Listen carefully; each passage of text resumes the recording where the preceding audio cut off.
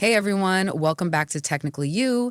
Ready for another interesting topic? Today we're tackling something a listener specifically requested: cybersecurity incident response.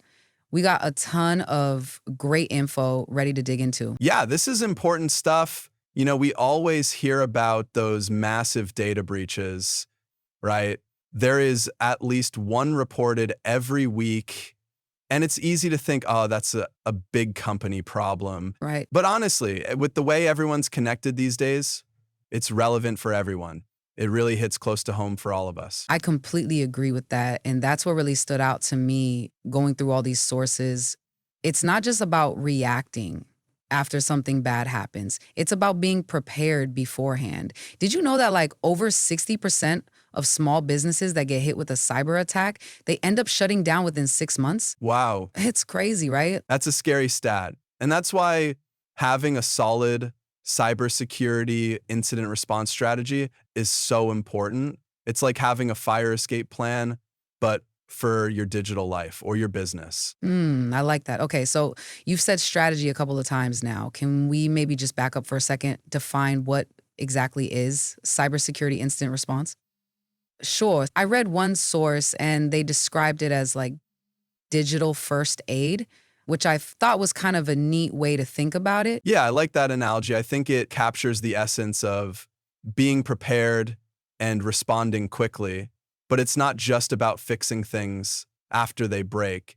A really strong cybersecurity incident response strategy has 6 key components: preparation, detection, containment, eradication, recovery, and then lessons learned. Each of these plays a really important role in minimizing damage, getting back on your feet quickly, and then learning from what happened. Okay, so it sounds like a pretty involved process, but I think a lot of people listening might be thinking, why should I care? What's in it for me? Well, that's a great question. Think about it this way. What would happen if your personal data, your bank details, your social media accounts, even your health records, what if those were compromised? Or if you're a business owner, imagine the fallout from a customer data breach. I mean, we're talking financial loss, legal issues, your reputation's damaged. This just goes on and on. A solid incident response plan can be the difference between a manageable inconvenience and a total disaster. Yeah, you're making me a believer already. And, the sources I looked at, they highlighted some pretty compelling benefits. They talked about minimizing damage, obviously, shortening that recovery time, keeping customer trust, which I think is huge for any business, and even reducing the costs associated with an incident. Oh, absolutely. And we can't forget about compliance. You know, a lot of industries have really strict rules about data security and incident response. So having a good plan can help you avoid those big fines and penalties. Okay, you convinced me. This is important stuff, but let's get down to brass tacks here. How do we actually create an incident response plan? Where do we even begin? Well, that's where the preparation component comes in. It's all about thinking ahead, thinking about what could go wrong, and then having a clear roadmap for how you're going to react if something does happen. I mean, you wouldn't wait till your house is on fire to figure out your escape route. Right? That makes sense. So it's like a digital fire drill, kind of. Exactly. And just like a fire drill, you need to have that plan that outlines the specific steps you're going to take if there is a cyber incident. So, one source I was looking at, they had a really good breakdown of what a good plan should include. First off, you need clearly defined roles and responsibilities, like who's in charge, who's the point person for communicating, stuff like that. Because before you launch into something, you need to really define that. It's so crucial. Everyone needs to know what they're supposed to do, especially in the heat of the moment. Right. It can get really stressful, and it's not just about who does what. You also have to consider who's on your incident response team. Oh, definitely. This shouldn't just be an IT problem. Right. You want a team with people from IT, legal, human resources, and public relations communications, anyone who might be involved in responding to an incident. Makes sense. Cover all your bases. I also saw something about creating playbooks for those common threats, like having a set of actions for things like ransomware or phishing attempts. Those playbooks can be so helpful because they give you that tested process to follow when time is really of the essence. So instead of starting from scratch every single time, you've got a plan ready to go for dealing with specific types of incidents. And then, Oh, that's smart. And of course, you need regular training and drills, right? To make sure that everyone on the team knows what to do and can actually perform under pressure. I mean, practice makes perfect, as they say. yeah, you wouldn't expect firefighters to show up at a fire and just magically know how to handle it. Right. Same thing with your incident response team. They need to be trained, prepared, ready to act quickly and decisively. Okay, another key point the source made was about having those clear communication protocols. Everyone needs to know how to escalate incidents, keep the right people informed, things like that. Zig zig. Communication is absolutely essential during a cybersecurity incident. I mean, if you don't have clear communication, you're going to have confusion, delays, and ultimately a much worse outcome. So you really want to make sure everyone knows who to contact, what info to share, and how to do it securely. So, okay, we've got the plan in place, but let's say, worst case scenario, we do experience a cybersecurity incident. What are the actual steps involved in tackling that? What does that process look like? Well, that's where the remaining 5 parts of the incident response strategy come into play. But I think it's important to understand before we dive into each step that every incident is different. All right. And so the response is going to vary depending on what kind of attack it is and how bad it is. Right. So there's no one size fits all approach, but having that framework to follow can help you navigate the chaos. Yeah, for sure. So let's break those steps down. First up, we've got identification. This is all about detecting the incident and making sure it's real. Is it a false alarm or an actual attack? Okay, so confirm we actually have a problem on our hands. Right. What happens next? Next is containment. This is all about stopping the incident from spreading. Okay. Think of it like stopping a virus from infecting other computers on your network. Oh, I get it. You got to isolate those affected system, shut down any compromised accounts, and take any other measures to prevent more damage. Okay. And then I guess that leads into eradication. Exactly. Eradication is about getting rid of the threat completely. Now, this could involve cleaning infected systems, patching up those vulnerabilities that were exploited, or even rebuilding items from scratch. It all depends on how bad the attack is. Got it. So we've identified the problem, contained it, eradicated the threat. Then what? Then it's time for recovery. This is where we get things back to normal as quickly and efficiently as possible. Of course, this might involve restoring data from backups, rebuilding compromised systems, testing for any leftover vulnerabilities, and putting in those extra security measures to prevent it from happening again. Wow, sounds intense. But even after you've recovered, there's still one more step right here. Yeah, I got it. Lessons learned. Okay. This is probably the most important step because it's about taking a bad experience and making it a good one. Right. You've got to take the time to analyze what happened, how it happened, and figure out how you can do better next time. See, so it's like a post-game analysis, but for cybersecurity. Exactly. By learning from our mistakes, we can make sure we're more prepared for those future incidents. All right, this is all super helpful, but I'm curious. What about the role of technology in all this? Are there any specific tools that can help with cybersecurity incident response? Absolutely. There are tons of incredible technologies that can help us detect, analyze, and respond to these cyber threats. And it's a field that's changing so rapidly, which is pretty exciting. I know. It's one of the things I love about this topic. It's always changing, always pushing those boundaries. But I also think it can be a little overwhelming, for people who aren't like super deep in the world of cybersecurity. So maybe we can break down a few of the key technologies that folks should know about. Yeah, great idea. Let's start with EDR. That stands for Endpoint Detection and Response.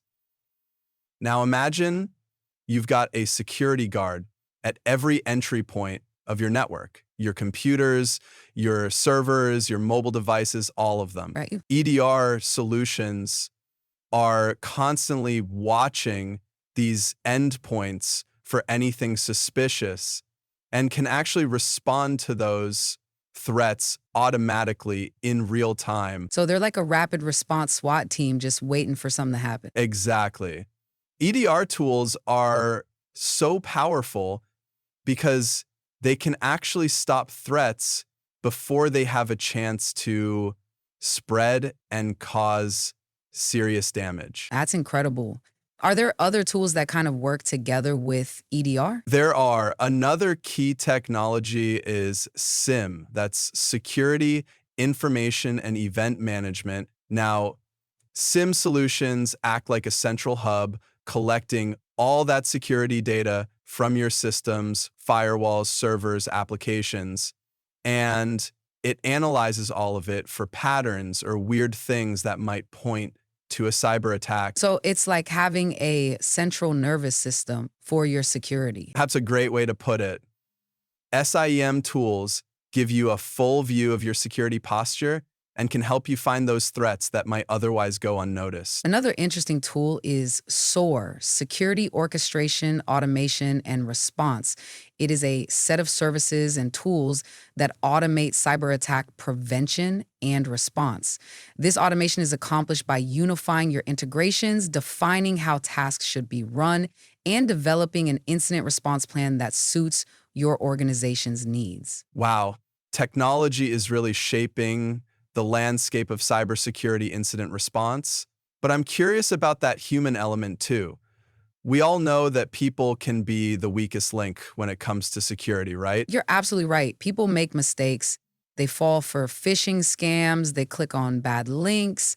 All of those things can accidentally open the door to cyber attacks. So how do we address that human factor in our incident response strategy? That's a great question, and it's definitely something we're going to explore in more detail in the next part of our podcast. Okay, looking forward to it. Stay tuned. We were talking about the human element, and it's kind of fascinating because we can have all the best tech in the world, but if people aren't aware of the risks, Yeah, it can all be for nothing. it's like having this amazing security system for your home.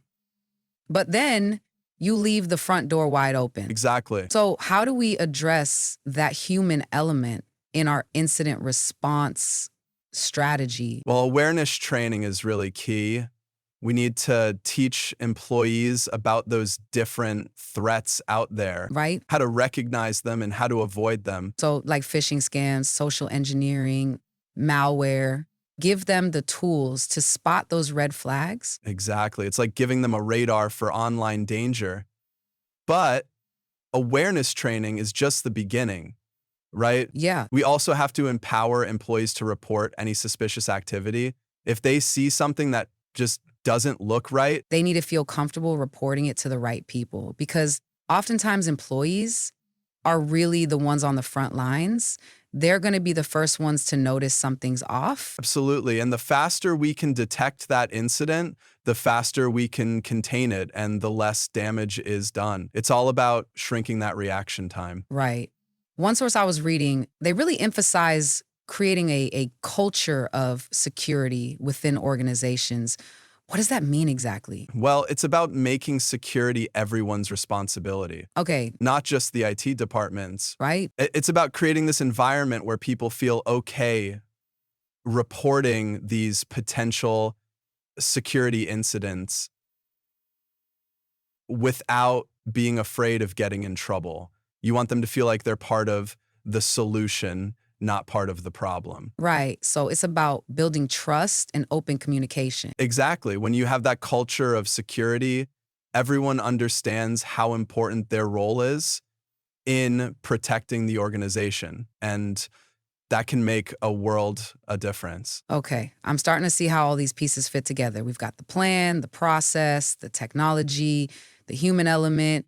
But there's one more piece of this puzzle we haven't really talked about, and that is communication. I know you touched on it earlier, but why is communication so critical during a cybersecurity incident? You know, it's interesting because in a crisis, communication is often the first thing to break down.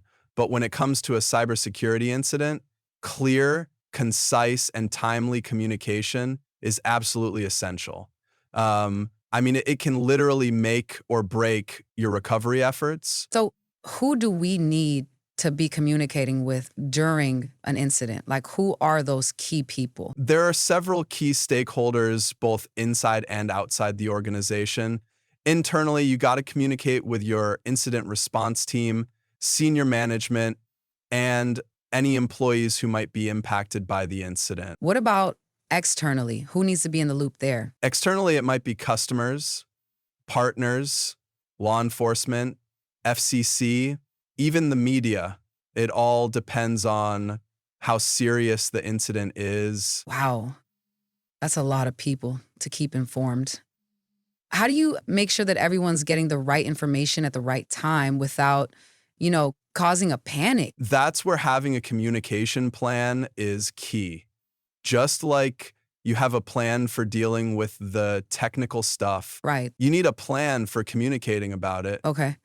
So almost like those playbooks we talked about, Exactly. having those pre-written messages or talking points could be really helpful in a crisis. Absolutely.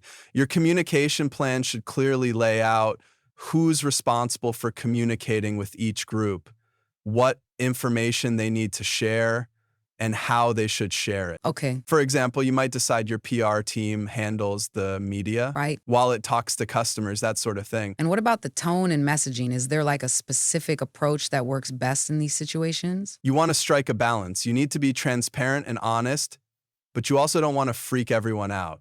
The goal is to keep people informed and reassure them that you're taking it seriously and that you're doing everything you can to fix it. Yeah.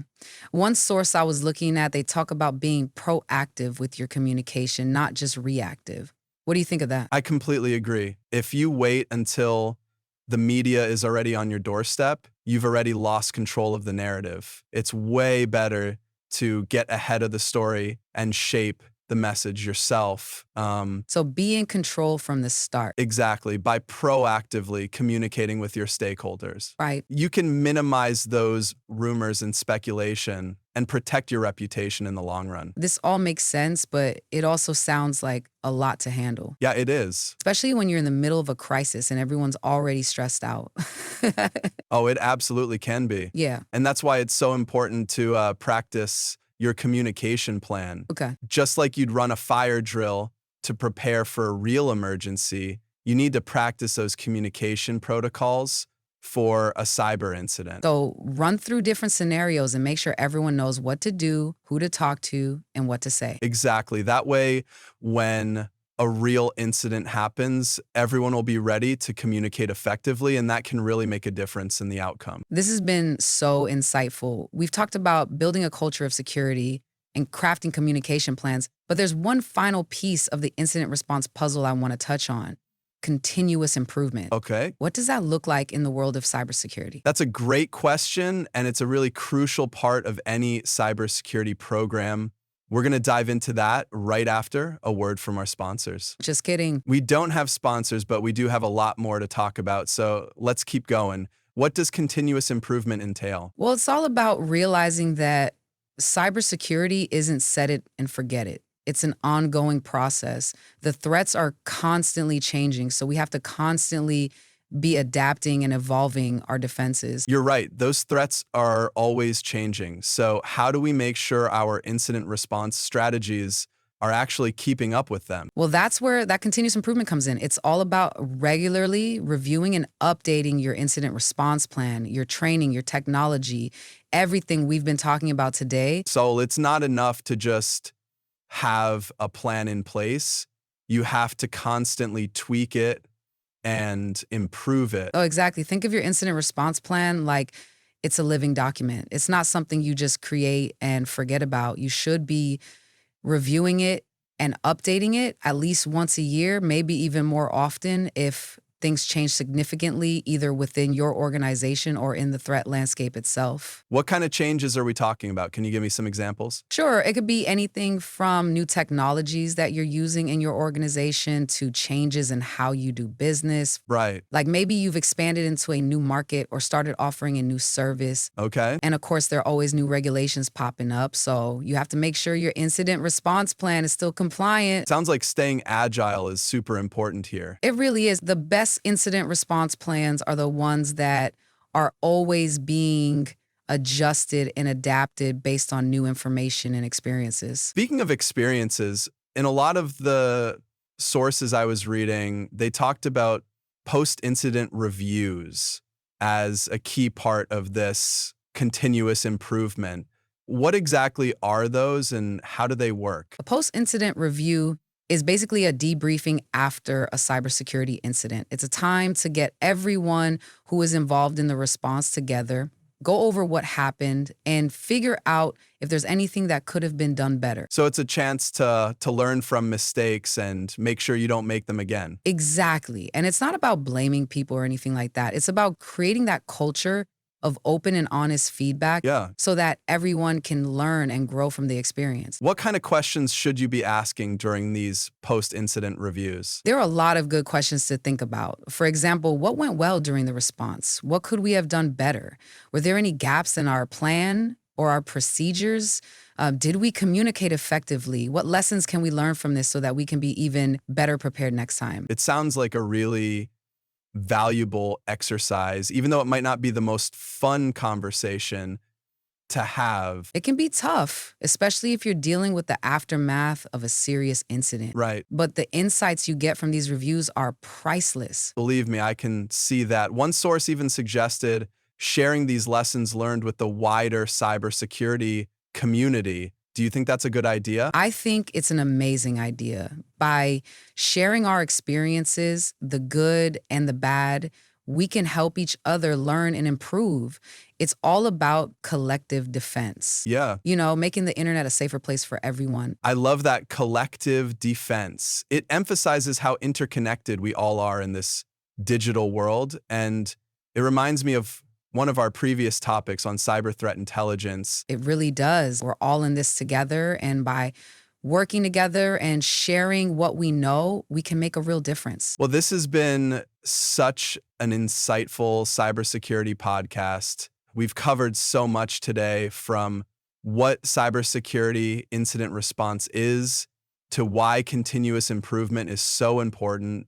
We've seen just how crucial it is to have that plan, a process, the right technology, and that culture of security to effectively handle and recover from cyber attacks. I learned that cybersecurity is an ongoing process of learning, adapting, and evolving to stay one step ahead of those constantly changing threats. I couldn't agree more. And remember, everyone has a role to play in security. So, as you think about your own online life or your business, what steps can you take today to strengthen your own cybersecurity and get ready for the unexpected?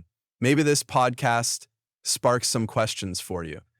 We'd love to hear them. Absolutely. We're always here to help you navigate this crazy world of cybersecurity. Don't hesitate to reach out and leave a comment. Thanks so much for joining us today. Until next time, stay safe out there.